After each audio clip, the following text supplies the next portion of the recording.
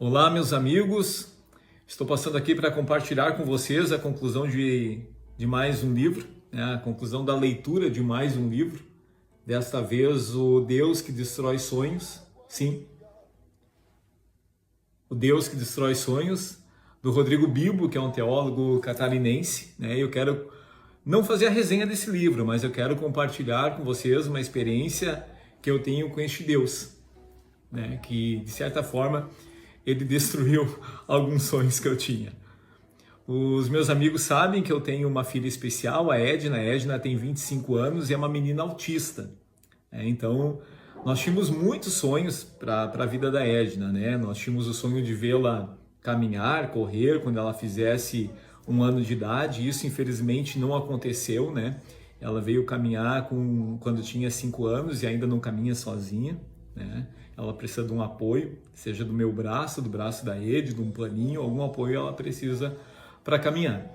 Nós, infelizmente, né, não tivemos concretizado o sonho de vê-la nos chamar de pai, de mãe, de dizer que nos ama, né? Infelizmente, isto ainda não aconteceu em palavras e possivelmente não vai acontecer. Então, poxa vida, mais um sonho que foi destruído, né? Nós não tivemos a realização do sonho de vê-la ser alfabetizada, dela fazer o desenho da família, dela concluir o ensino básico, fundamental, ensino médio.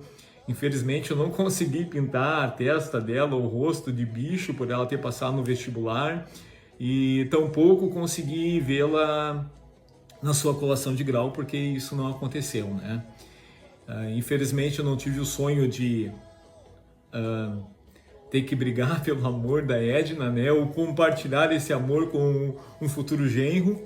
Eu não tive a oportunidade de conduzi-la até um altar e não tive e não terei a oportunidade de embalar os meus netos que a Edna poderia me dar caso tivesse todas as suas faculdades mentais normais, né? Então vejam bem quantos sonhos que foram destruídos, né?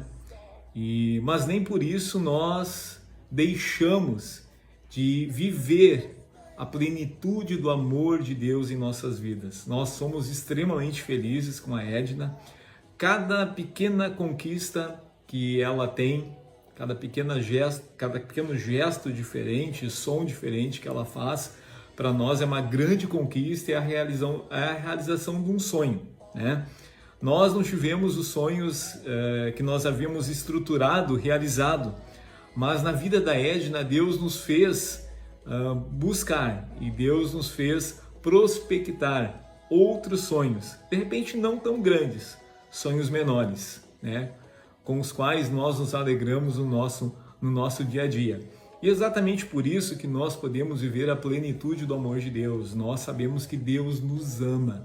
Nós sabemos que Deus nos ama e a maior prova deste amor é que Ele enviou o Seu Filho para morrer na cruz pelos nossos pecados. Não para nos dar aquilo que nós queremos, mas para pagar o preço que nós não conseguimos pagar pela salvação de nossas almas.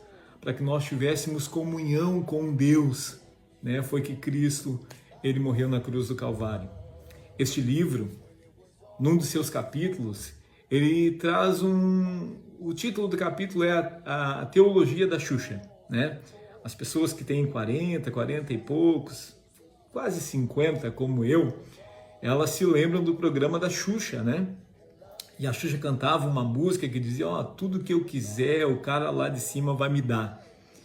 Pois bem, meus amigos, essa é uma teologia que tem sido pregada em muitos púlpitos, em muitas igrejas, em muitos programas televisivos, sabe? Um Deus, tudo que eu quiser, o cara lá de cima vai me dar. Um Deus que essa teologia coloca como se fosse um Deus que estivesse aqui para nos servir, para dar aquilo que nós queremos, para fazer o nosso capricho, e não um Deus que tem um plano para cada um de nós. O Deus que essa teologia prega, ele se contrapõe com o Deus que destruiu os meus sonhos, né? Então que nós possamos rever o tipo de Deus que nós servimos, que nós possamos rever que relacionamento que a gente tem com Cristo, se o nosso relacionamento com Ele é por aquilo que Ele é, né? Rei, Senhor, Salvador, ou se o relacionamento que a gente está desenvolvendo com Ele é um relacionamento apenas consumista, por aquilo que Ele pode fazer nas nossas vidas. Que Deus pode fazer, Ele pode, Ele pode. Eu acredito que com o poder de uma palavra, Deus poderia ter trazido a cura para Edna. Eu acredito tanto que prego sobre isso. Que Deus pode suprir as nossas necessidades físicas, trazendo a cura para nós, tenho certeza absoluta. Porque Ele é o mesmo. Ele é o Deus que cura. Que Deus pode resolver os nossos problemas financeiros? Pode. Eu creio que Deus pode. Que Deus pode nos dar casa, me deu, né? Eu atribuo a Deus porque se eu trabalhei, se eu tive saúde, se eu tenho o meu emprego, se eu tenho capacidade física e intelectual para desenvolver o que desenvolvo, isso é dom de Deus, isso vem de Deus, né? Se Deus pode me dar um carro, pode, Deus pode fazer todas essas coisas. Mas a pergunta que eu faço para você nessa noite, é isso que Deus quer? E você está disposto a servir a Ele, não por aquilo que Ele pode fazer, mas por aquilo que Ele é? Vejo muitas pessoas frustradas por não terem aquilo que sonham, aquilo que desejam. Vejo muitas pessoas frustradas por não entenderem que a vontade de Deus, ela é boa, ela é perfeita, ela é agradável, mas nem sempre é a nossa vontade. Talvez você se sinta frustrado, meu amigo. Talvez você se sinta frustrado nesse momento que você está assistindo esse vídeo. Talvez você se sinta frustrado com a graça que um dia te foi oferecida, com o evangelho que um dia foi pregado para você.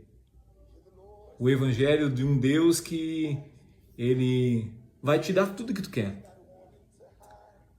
Mas existe um pequeno equívoco nesse evangelho. Esse evangelho que está sendo pregado, esse evangelho materialista, esse evangelho consumista que a gente vê sendo pregado em tantos meios de comunicação. Eu gostaria de ser muito mais claro naquilo que eu estou falando hoje. Eu confesso que eu me sinto leigo muitas vezes falando sobre esses assuntos, tá? Mas a minha experiência com Deus é que Ele destruiu alguns sonhos que eu tinha. E eu amo mesmo assim. E talvez eu ame mais do que eu amaria se Ele tivesse realizado todos os meus sonhos. E hoje eu entendo que a vontade dEle não é fazer o que eu quero. A vontade dEle é que nenhum de nós se perca. A vontade dEle é que nós possamos desenvolver um relacionamento de amizade com Ele. A vontade dEle é que nós venhamos conhecê-lo através das Escrituras. A vontade de Deus é ter comunhão com cada um de nós na pessoa do Espírito Santo. E mais uma vez, encerrando esse vídeo, eu tinha tanta coisa para falar, né? O tempo às vezes ele é curto e eu não quero tomar muito tempo de vocês. Mas eu gostaria de falar sobre Romanos, né? Romanos 12:2, que diz exatamente isso, que a vontade de Deus, ela é boa, perfeita e agradável, mas nem sempre é a nossa. Tá bom, meus queridos? Grande abraço e, como diz um amigo, fui!